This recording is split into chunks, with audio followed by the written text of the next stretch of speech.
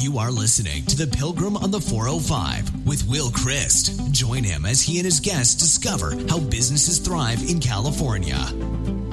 Well, welcome to The Pilgrim on the 405. Today we're going to be interviewing a founder of Incubator Finance, Jim French.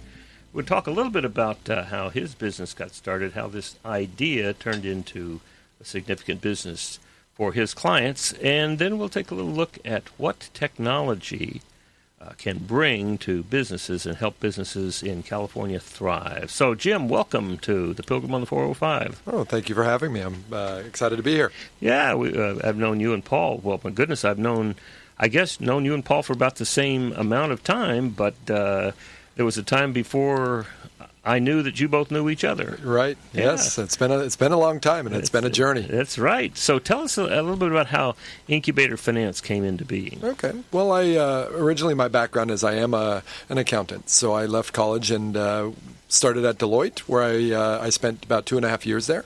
And then I got an opportunity from an angel investor to run a software company. And so I left that to spend the next 15 years or so running software companies and playing into many different areas within a software company. I've been a CFO, I've been a CEO, I've been a VP of professional services and support, I've designed software. So I like to say that in that role, I've built software from scratch, and I've taken a company public. So I've seen all the ins and outs of software. And through that process, one of the things that I realized as I took a break from software and became a CFO of a rapidly growing real estate brokerage here locally, is that technology, when you deployed it, oftentimes never got fully utilized in most cases because the experts in the system had to move on to the next client. And the cost of traveling a body to your location, to educating people, to growing your usage of it, to producing output of information was really limited. And so, as I got to the CFO gig, I did what I always did, and they asked me to replace the back office system and streamline the automation for the accounting process. And so, I wanted to try something different. This was about 7 years ago, and cloud-based accounting wasn't really accepted at that point. And so, but I wanted to see if I could do what I've always done, but I wanted to see if the cloud had grown up to the point that it can do it. And I wanted to do it completely paperless. And so I went about and I found cloud-based software for both the back office accounting and the document management. In a month and a half, I deployed it. I cut the cost by 50%. I centralized all the accounting, and we went completely paperless from an accounting perspective. And so this is when I really realized what you could really do with the cloud-based technology today, and you can really eliminate all the on-premises work that you typically had with deploying software. And I also realized that you didn't have to be on site anymore, that it could all be done remotely, and you can continue to build that relationship with that client. And so I left that company to start Incubator Finance with the mission that I wanted to help companies truly utilize technology, not just during the implementation process, but along their entire journey. Because through my combination of both financial, technology, and operational experiences, I could leverage that insight to truly understand how the information could provide them insights to make the business decisions they needed to grow their business. So as you moved toward building this company, what kind of obstacles did you have to overcome? Well, I accumulated a large knowledge base by the background and the journey that I took from all the different roles that I played and my knowledge of both software and accounting. The biggest concern was, how do we replicate that knowledge? How do you grow a business that's built on somebody's unique skill set that doesn't exist? You don't find many accountants that have been both accounting professionals as well as software people.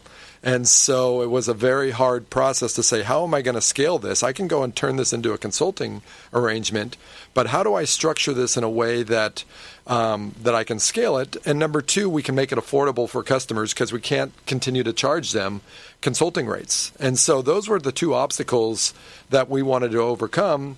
Is how do we reduce the cost so that customers can afford to pay for our services over a longer period of time, and how do we replicate this model on a skill set that was unique and accumulated over 20 years of experience. And so that's when I said, the way that I got around it is I said, okay, I'm going to go hire accountants. and I'm going to teach accountants how to deploy software. I'm going to start passing that knowledge over to them. And number two, we're not going to travel. We're not going to go to the on-site. We're not going to eat up people's time in traveling. And we're going to make this a fractional service that I look as kind of like a buffet. So some months they're going to eat a lot. Some months they're going to eat a little bit. But over a period of time, it's going to balance out. And it becomes a win-win for both of us, is that we can dedicate the time and not focus on the typical consulting matrix, which would be utilization. How much utilized is someone against their billable rate? Because if we're working together on a long-term basis and we have a flat monthly fee, that we can allocate that over a period of time. So by moving to a flat monthly fee approach, this allowed us to really provide this as a service. And by starting to educate accountants, we're able to speed up the process of education that needed to replicate my knowledge.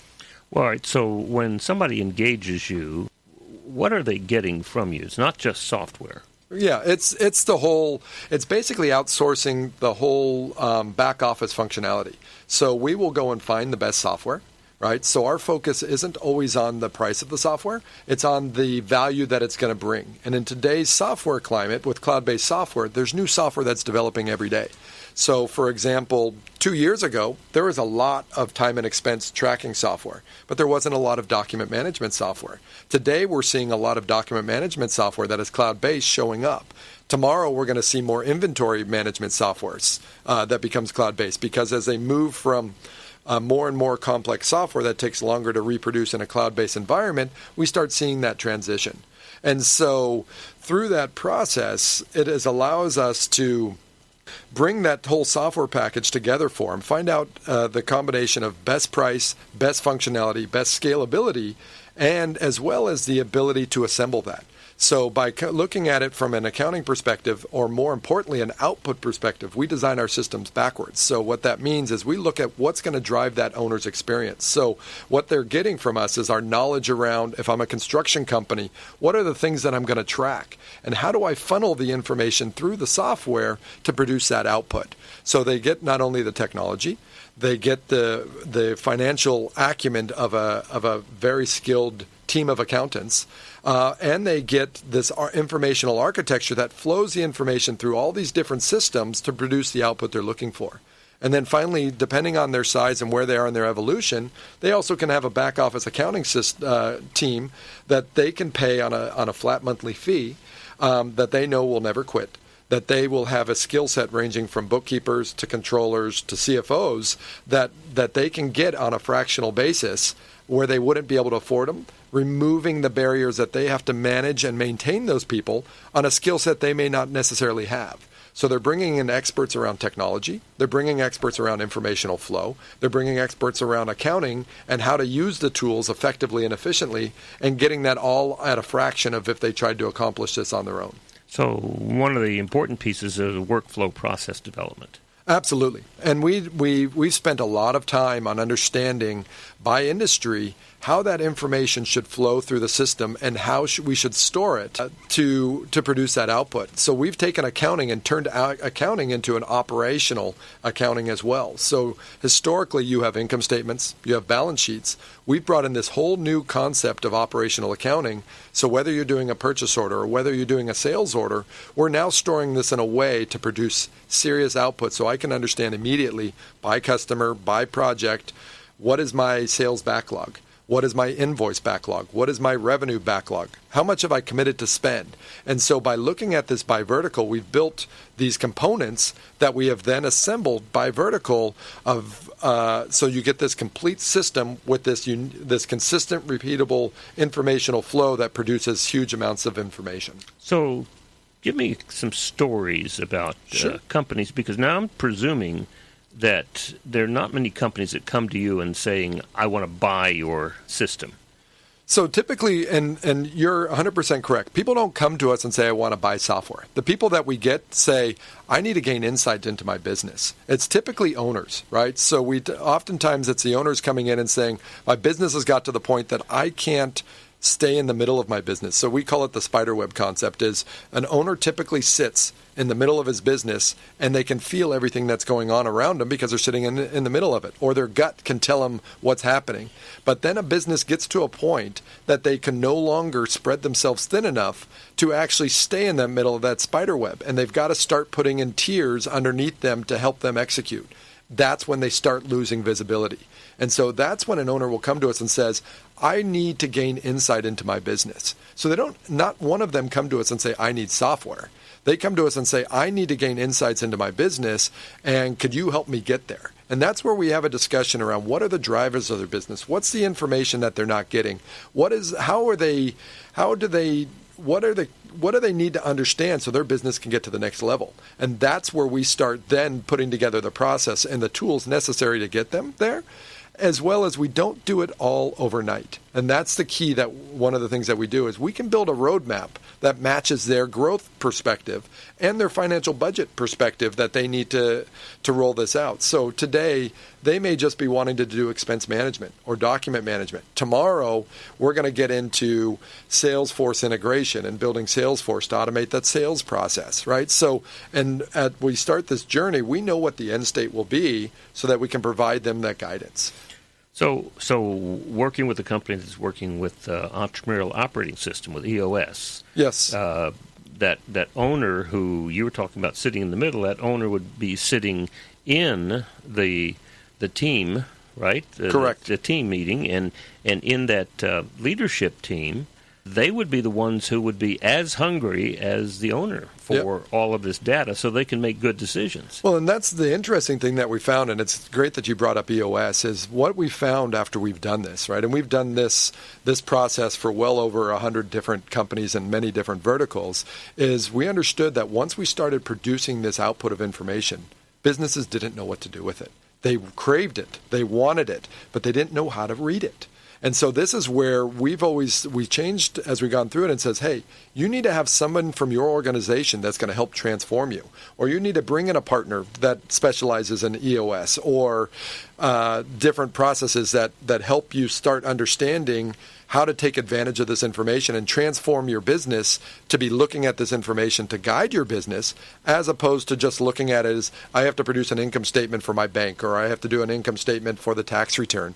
And so that is exactly the process that now an owner can come in with a partner from a operational transformation and a technology partner that brings both the financial, the informational flow, and the technology skill set to match where that EOS and that business owner want to guide their business. And so that's where we become that true partner, and then they can hand it off and go focus on their day job, right? And so that's exactly what we're talking about. So an example of that is a large solar construction company. When we found them, they were only $50 million in assets. And they were only doing the development work and outsourcing a lot of their other components. And so over the last 2.5 years, they're now well over $3 billion and continue to raise money and now are the second largest solar utility company in the nation that has both development, construction, asset management, as well as operations. And we designed the entire system with them as they went. But the CFO, the controllers, none of them had to focus on the system. They had to focus on that growth and going from, let's call it 50 people to well over 500 individuals in the last 2.5, 3 years, that this has freed them because they didn't have to go and say, how are we going to get this output of this information? How are we going to get this report? As they had a partner in the room that could get that.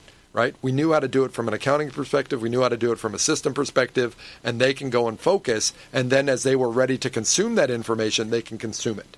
And so over that period of time, they were able to grow their business as we continue to see. And now they're in the process that, as I call it, you'll often hear me use the term brain, because I designed these accounting systems where the accounting system is the brain, and all these different subsystems, whether it be expense management, CRM, document management, they're all feeding the brain information, and that brain is outputting that information. So as they grew, they were able to replace those components while still maintaining the brain and that informational flow so that they didn't lose that valuable information that they had. And in EOS, one of the 6 key components that we talk about is data. And so it sounds to me like having a robust data gathering, data analyzing, and then data production system is going to be very, very helpful to help a company move into that growth mode much, much more quickly.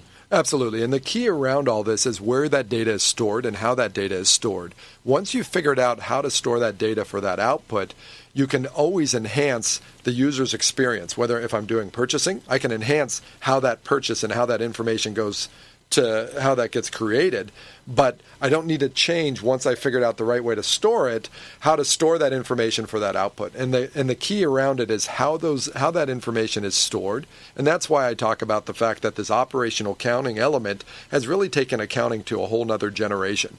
Is the fact that if I'm taking a sales order and I post that into this operational account, I've got the same information that I would normally have in an income statement and a balance sheet. I've now got it that's tracking my operational information. And so that output becomes so much more powerful.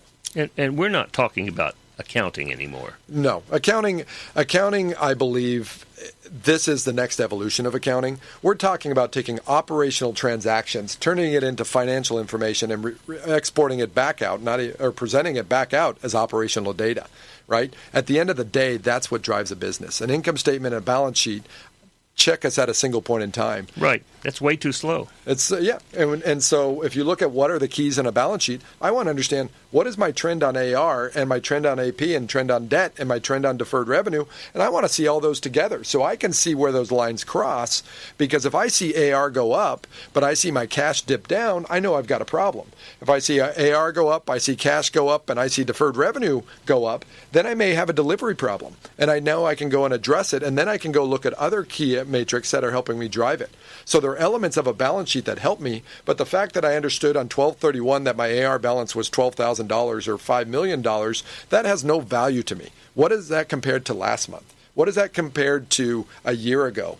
And how does that compare to the other elements that are within my operational data storage? And that is, once again, the power. Well, and also, once you have access to that kind of data, then that opens up the whole notion of what we call the weekly L10 meeting for the leadership, because now they have data that comes in, is available, certainly available daily, but they're looking at it once a week to see how that, and these are more than KPIs. These are the guts of the institution, of the organization, how it's working and how it's producing. And so looking at that once a week and scoring that on the scorecard up against what we expected, what we wanted to have, and we can see that in that 13-week trend over the last quarter. Absolutely. And that gives us the insight to be able to make decisions much more quickly than quarterly or even monthly data sheets. Absolutely. And that's the key, is that we've designed systems and built these systems that the information is there. So as your EOS and you go through your quarterly business review, or whatever the terminology that you use on a quarter that says this is what we're going to focus on, it's very easy if you come to us as part of this service and you say, this is our focus, what do we need from a dashboard perspective? We can produce that dashboard that then will track for your weekly meetings to hold you accountable. And then the next quarter happens and you say, this is where my focus is this quarter. And we go ahead and we adjust that. And not only can you do that for what an executive would see, but you can do it all the way down the chain. Yes. Right? And this is the evolution that we need to see businesses transform to, that they have never been able to do it because of the fact that they're limited on that data output.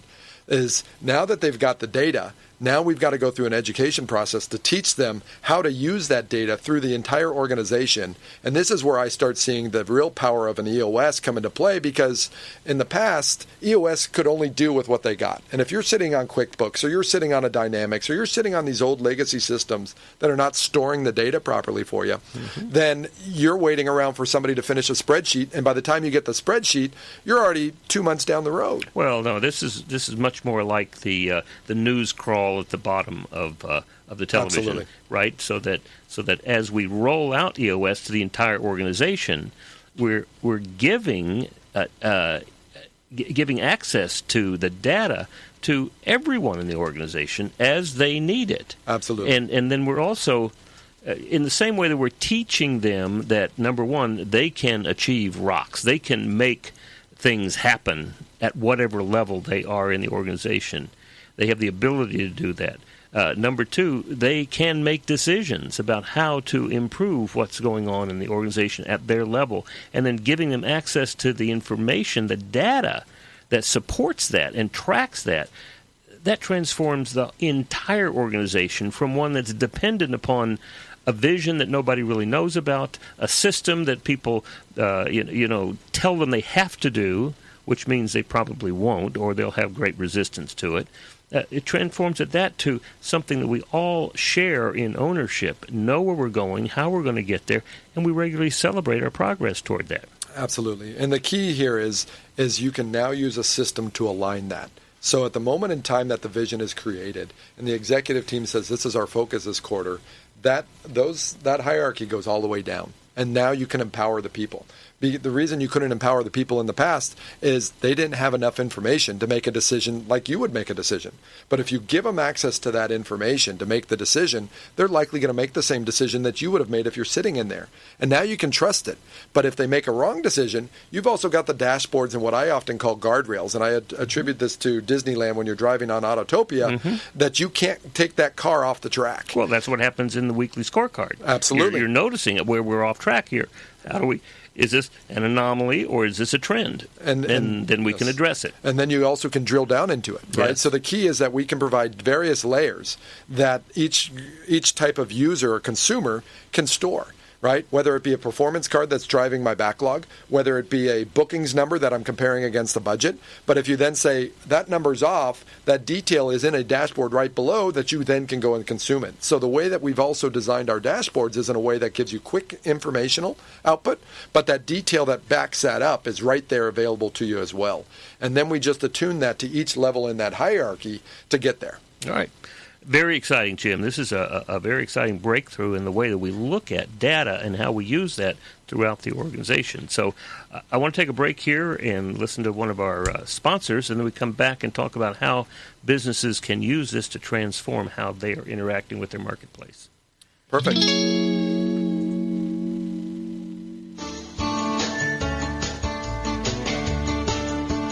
Hi, it's time for another tip from Sandler Training. Traditional sales training teaches techniques on how to eliminate stalls and objections. Some are fancy sales moves, while others are programmed responses. Sales is a conversation, and I don't know how you can memorize every possible response for every sales situation. Also, the prospect has usually heard these responses before and has been turned off by some fancy sales move. When you really think about it, the only person qualified to address the stall or objection is the prospect. Ask the right questions, and you will eliminate stalls and objections. And that's another tip from Sandler Training, finding power through reinforcement. Well, welcome back to the Pilgrim on the 405, where we're talking about how access to data in manageable bites and ways that companies throughout the whole organization, that the employees of companies throughout the whole organization can see the data, can interact with it, and can use that to make decisions as we roll out something like EOS, which is an operating system to help the entire company become focused on where the company's going and how it's going to get there. So we're going to continue our conversation with Jim French, the founder of Incubator Finance. So, Jim, give us some examples of companies. We were talking about what size companies do you usually start with? Yeah, so typically it depends on, each industry will be a little bit different. But what we find is once they start getting to around $5 million, that's when we start seeing the owner is losing that visibility, and that's the point in time that they want to regain it. Granted, by industry, it may be a little bit different, but on average, about $5 to $10 million is our baseline. And then we'll guide them up to $100 million. Once they get to $100 million, they now look to start potentially bringing some of those elements in-house, gaining some control. And so our roles adjust. But the nice thing is that our model is designed in a way that it's like an accordion. You can have us come in at any level that you need us to do, ranging from system architect to informational flow, to reports and dashboards and system management, to outsourced accounting. And so all of those different elements can be provided as one complete solution or can be minimized as a company grows and wants to start taking ownership of that.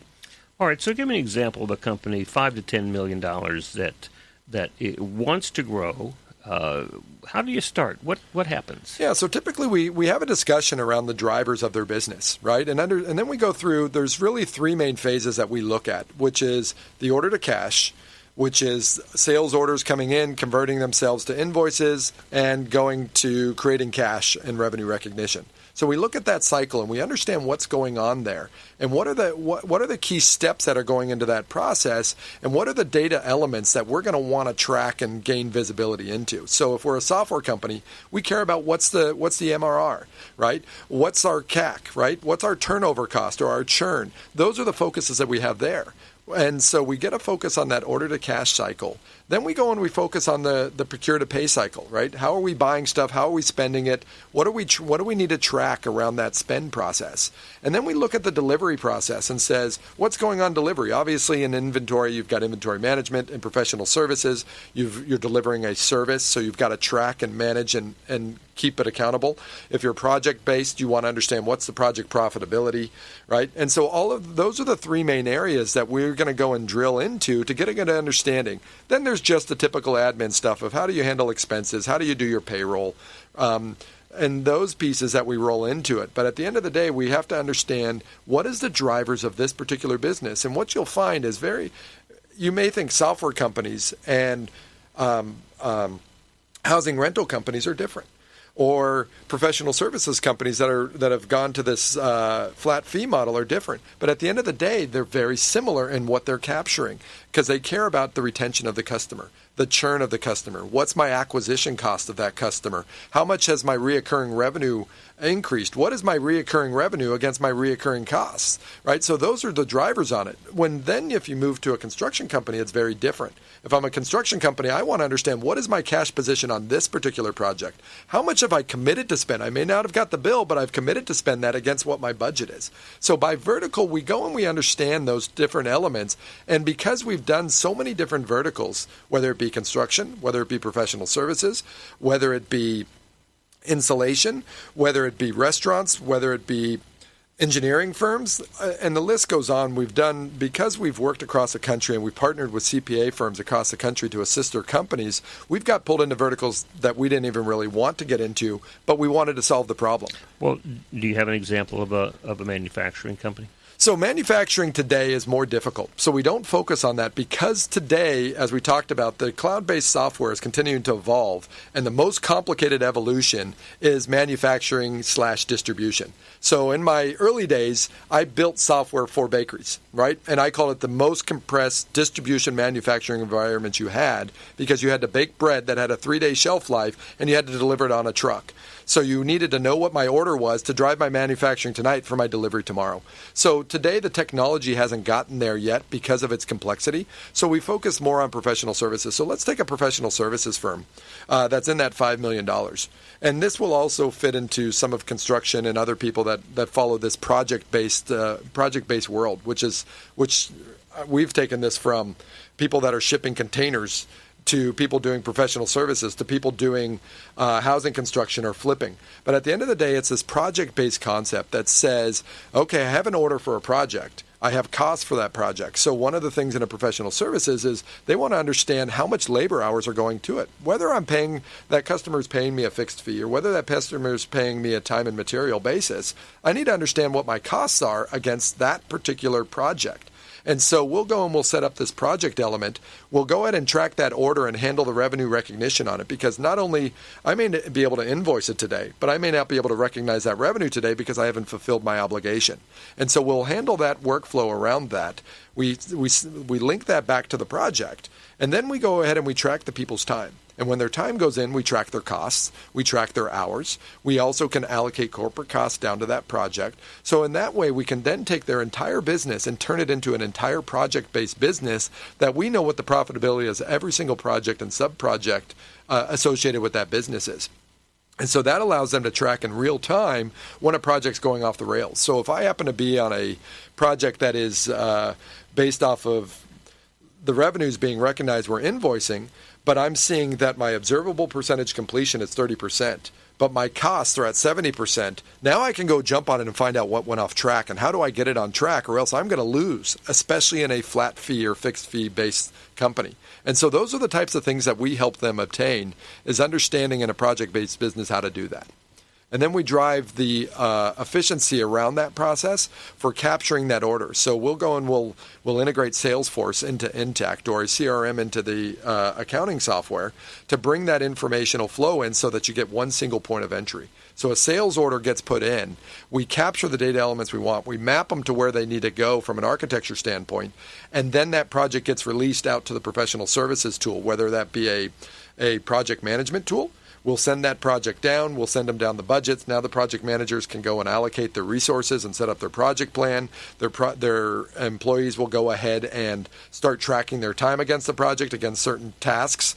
And that information will flow back up into the accounting system, tracking the cost against that project. And then that cost will also drive the revenue recognition and the billings, and you'll gain that visibility all in one single dashboard.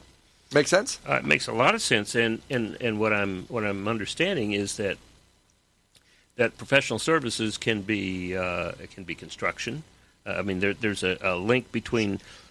I'm thinking of clients that I have, which are both professional services and construction. Absolutely. And I'm thinking of another company that is doing major projects as a professional service. They don't manufacture anything. Right. Yeah, and so in all of these cases, those issues continually the issues about how are we making a profit here? Right. What's going on? What's it costing us on the various projects? So when I think about those companies that are between $5 and $15 million,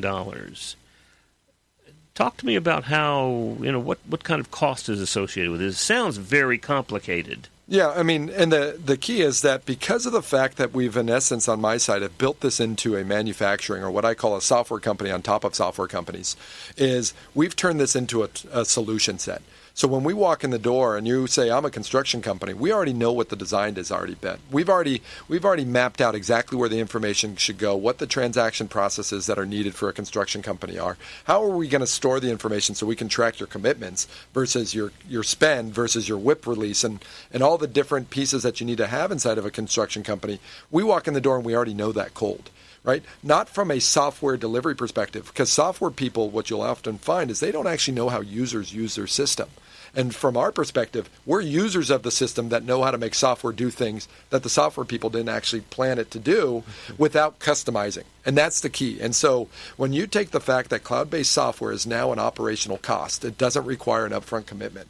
And because of the fact that we look at this as a long-term relationship with our clients, that we've turned this from a front end, what you would have typically got if you wanted to deploy this, you would have paid an implementation cost. Today, you pay one monthly fee. There's no difference in the fee that covers that.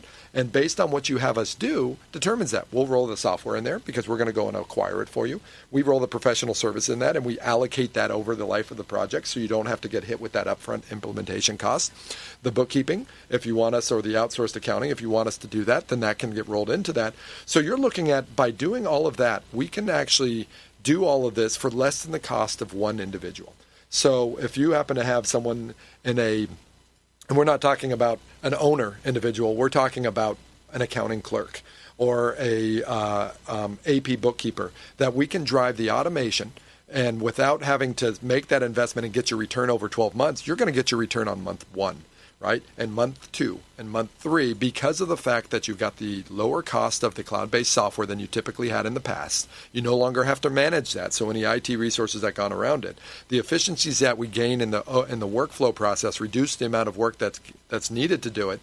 And if you're using us as your outsourced accounting part of your business, then our people are experts, right? We don't have to train them. We don't have to deal with the fact that, hey, I'm not ready to learn, right? I call this the who moved my cheese concept. Is oftentimes that you'll go ahead and deploy a system. You've got people in the organization that don't want to change, right? And this great book of Who Moved My Cheese is a big driver of that, because they move the cheese and the person stopped looking for it.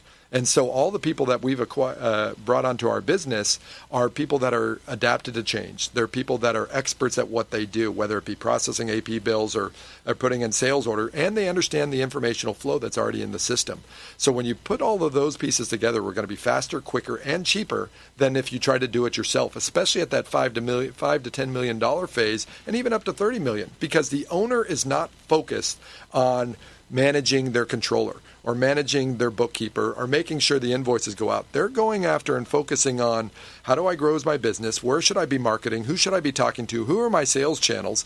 And by allowing someone that is an expert on it and not focused on the short term, how much utilization I get, and more focused on delivery of the output of information, they got a partner that they can trust. So I'm assuming this is going to cost them somewhere between $3,000 and $10,000 a month. Depending on their size, absolutely. Right. So, and if we're looking at $5 million company, you're probably talking about $3,000 to $5,000 a month. As you go up to 20 to 30, you're stretching yourselves up to 10. Right? But it's the key here is that based on the complexity, obviously the more complex, the price goes up a little bit. But because we've used automation, construction, let's take construction, it's extremely complicated. And you can't do it in QuickBooks, though many people have tried. So they're going to go and they're going to say, okay, I've taken a sales order, but I also have all these commitments I'm making. I've gone and I've subbed this out to that guy, this guy, this guy, this guy. But I don't know at the end of the day how much I've paid them. So I don't know how much I've got left to pay versus how much I've paid, or what my total spend is and how much money I've received in. So using our unique design will provide that complete visibility to you just by automating where that data is stored. All right, I have 4 clients that I want to introduce you to. Okay. So how would I go about doing that? Typically, we start out with just a discovery call. It takes 30 minutes to an hour for us to talk to you.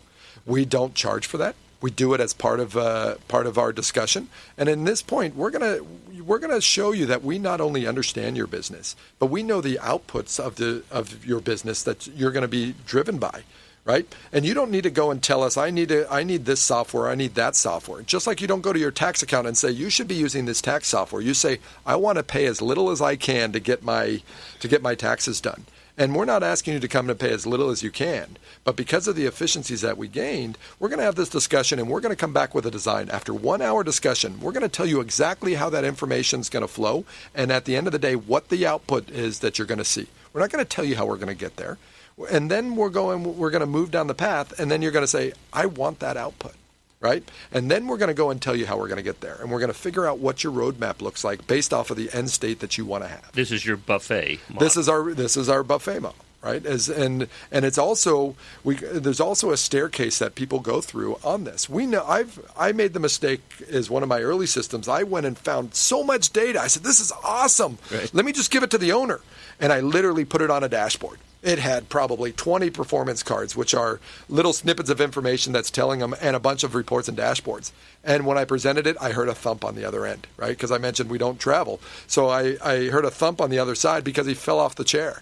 And it was too much information for him to absorb at one point in time. And that's when I realized that there's an education process that has to go up, that businesses, while we have all of that data, cannot absorb it out of the gate. And this is where the EOS comes into play that helps guide them through it, because this is someone that you need a coach going through that, not only for the owner, but for the rest of the business. So if you were to introduce us, that's the discussion we're going to go through is, what's the driver of your business? Where are you going? What's the output you want to come back? And we'll come back and tell you, this is what we see as your journey along this path. And this is what it's going to cost you to get there. Whether you have us do this today or whether you have us do it in a year, the price isn't going to change. And so you can go and say, let's make the investment here. And then as you grow and evolve your business, we're going to make the tweaks and the changes and the adjustments just naturally for you without you having to go and say, I need more.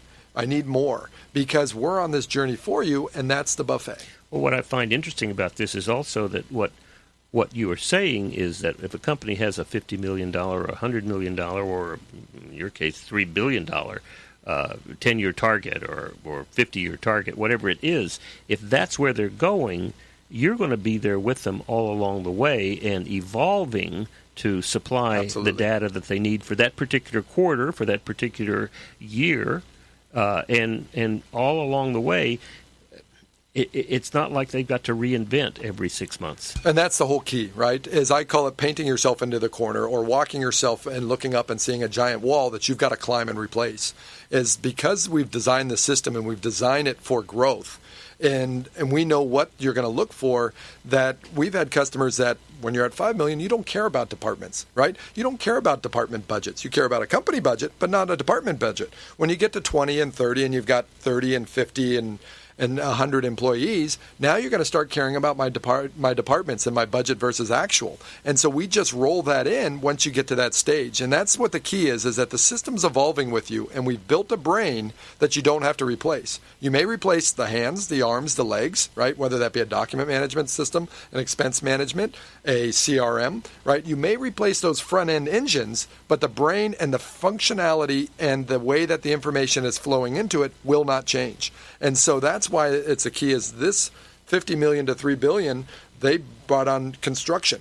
They started billing themselves. They brought on operations, and they started billing themselves. They brought on the O&M. And as we did that, we didn't outgrow the system. We outgrew the subsystems, and we're in the process of replacing some of those, but we didn't outgrow the informational output.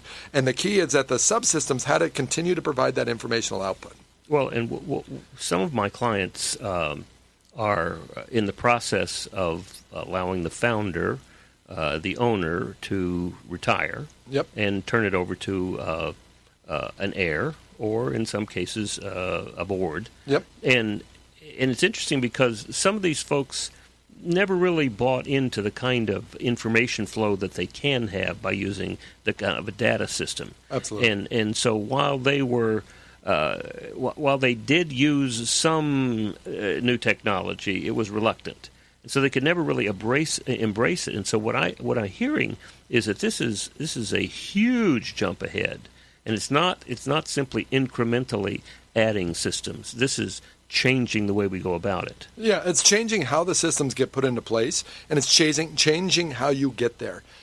I may not be a technologist, but I have a great growing business. And I can't go hire a technologist because I can't afford the $200,000 that it's going to come along with that budget. But I can go hire a technologist and an accountant and a CPA, and they can go do it for me at a fraction of the cost because I can share them. Granted, they're not going to be on site looking at me, but I don't really want them to because I don't know how to get me there anyways, and neither do any of my people. And so I can take a big leap forward without the cost of doing so. And I look at this, if you go into the Himalayas. So I went with Paul, my partner, we went to the Himalayas. And one of the things that we saw is they had cell phones. They're still hitting rocks on the side, but they had cell phones.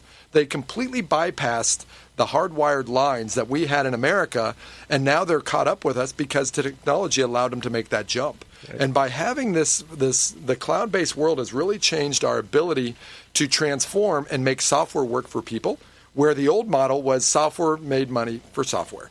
And software was to the benefit of the software companies because people didn't have enough knowledge to execute against it. And now the cloud-based software has enabled software to truly work for people as long as the people that are putting it in place have the knowledge and insight that comes with accounting, operations, and finance to assemble it for you. And they can do it on a fractional. So you're getting people that are stronger than the people that you have to figure that out, because how many systems have they deployed in their career, right? Versus how many systems have we deployed, not as software deployment people or as resellers of software, but as true users and consumers of information. Well, partners.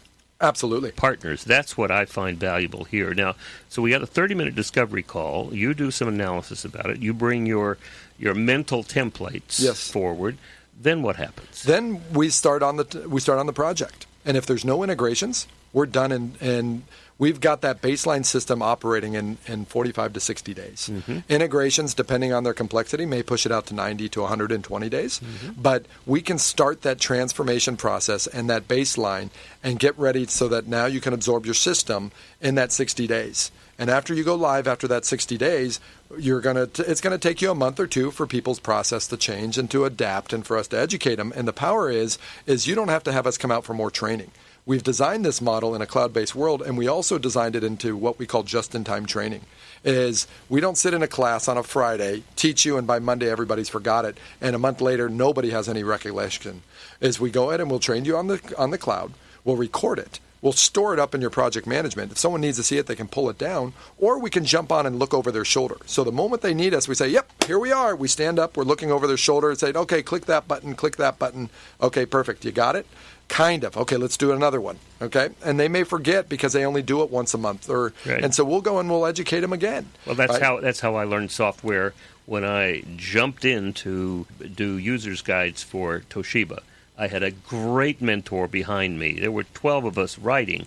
I was new to the process, and I had the bravado to say, yes, I know this software, when I didn't. Right. But she was there to help me through it, and within 60 days, I was up and running. And we find that's a better way of learning, yes, right? You're going to learn absolutely. when you do. You're not going to learn when you're trained. And so we've changed that process of how you go through that. And so during that first quarter, we know that's going through that evolution. And now you're at the second quarter, the information's there. And so this is where we go ahead and we transition the implementation team, right, which is their entire focus is let's get it in, let's get it working, let's get it flowing. And then we move it over to what we call a customer success, which once again is another accountant that we've trained this process to, who's guiding you on your ongoing journey. They're your coach. So I call it when you go down to Africa, you don't go up and just go try to look at the lions and the tigers and the elephants and all that type of stuff. You have a tour guide. And so this is our tour guide that guides you through it and says, okay, what are we focused on this quarter? Okay, this is what we see people in your industry looking at. Are we ready to absorb it? So we assess where you are in your financial maturity. And once again, this is that staircase process through your evolution of understanding your information of your business. And we say, where are you on that? And if you have an EOS, they're doing that process with you and determining where you're at. And then we align your information for you along that. And then as that evolves, we follow you through that. And every quarter we do it again. But then what we find is entrepreneurial-based owners, as they grow, they're ready to do something new. Yes. So they pop up and they say, okay, let's go, and we're going after this. We call those visionaries. Yes, and I tend to fit into that bucket. So we built a model that meets those needs. And so by having us as a service, we're not going to come back to you and say, unless all of a sudden you're software and you want to go to construction, right? Those are very different system designs, yet they work together. Is we're going to go ahead and says, okay, this is where we need to tweak the informational flow to get the output that you're going to need because this is what this industry cares about. And so we're going to evolve that system for you. You're not going to have contracts. You're not going to have a new deal. You're not going to have to go back to the well and get some approval. Right. We just do it as part of this partnership that's built on a long term. This sounds very exciting, and I'm looking forward to introducing you to 4 of my clients. How would somebody get in touch with you if they wanted to? So you can go to our website, which is incubatorfinance.com. Typically, we work with lots of CPA firms. So you can find us that way. But the fastest way to get to us is go to incubatorfinance.com and click on the link that says, Tell Me More. And we'll set up a free 30 minutes to 1 hour discussion with you to understand your business and where you're going. And then we're going to provide you at a no obligation what the cost is to get there. All right.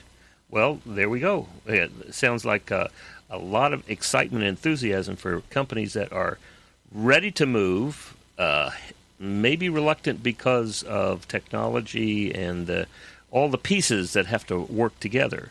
But you're providing the opportunity for them to talk to somebody who has done this over 100 times successfully. Absolutely. And is willing to talk and spend 30 minutes to help understand how they could move forward more quickly.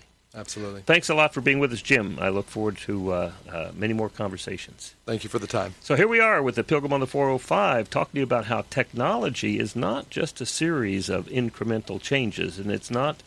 It shouldn't be seen just as a set of software programs, but should be seen as a whole integrated approach to how to run your business. And when you use EOS, you have an operating system that works with the business and can use this data to roll it out to the entire company.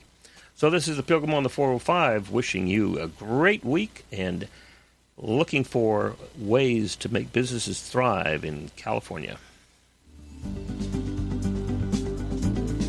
You've been listening to The Pilgrim on the 405 with Will Christ. To hear more of the programs in this podcast, go to www.willchrist.com.